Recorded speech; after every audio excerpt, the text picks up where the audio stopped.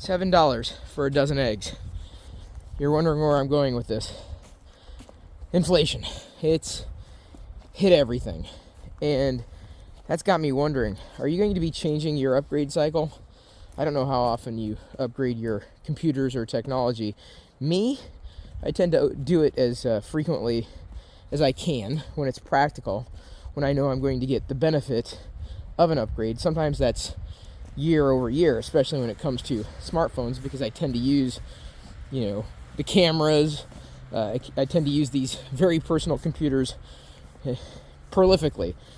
They're everything to me, these smartphones. But I lose money every time I upgrade. I mean, yes, I get my money's worth.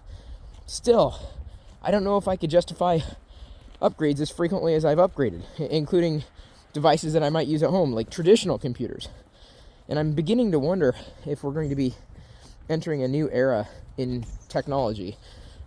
We've got hardware, ample hardware, but for the longest time, the software itself hasn't necessarily been optimized and re-optimized.